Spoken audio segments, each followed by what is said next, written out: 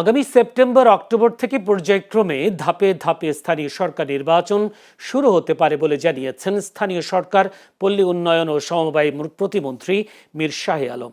আজ সচিবালয়ে নিজ দফতরে বগুড়া সিটি কর্পোরেশনের প্রশাসক এম.আর. ইসলাম স্বাধীনের আনুষ্ঠানিক যোগদান শেষে সাংবাদিকদের প্রশ্নের জবাবে তিনি বলেন, ইতিমধ্যে সংসদের সিটি কর্পোরেশন সংশোধন আইন পাশ হয়েছে এবং নতুন আইনে দলীয় প্রতীক ছাড়া সাধারণ প্রতীকে মেয়র ও কাউন্সিলর নির্বাচন অনুষ্ঠিত হবে।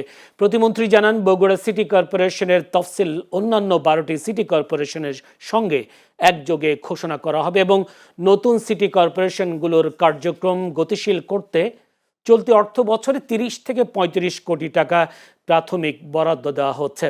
তিনি আরও বলেন, নির্বাচন সাধারণত শুষ্ক মৌসুমে অনুষ্ঠিত হয়, তাই বর্ষা শেষে সেপ্টেম্বর অক্টোবর থেকে ধাপে ধাপে নির্বাচন শুরুর সম্ভাবনাই বেশি এবং আগামী এক বছরের মধ্যে স্থানীয় সরকারের বিভিন্ন নির্বাচন সম্পন্ন করার পরিকল্পনা রয়েছে বলে জানান তিনি।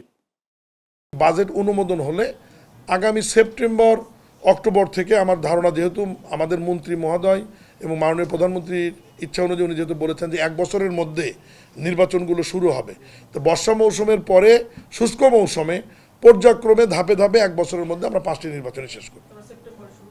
সেপ্টেম্বর অক্টোবর এইরকম সময় থেকে হয়তো বাজেটের একটা ব্যাপার থেকে যায় তো।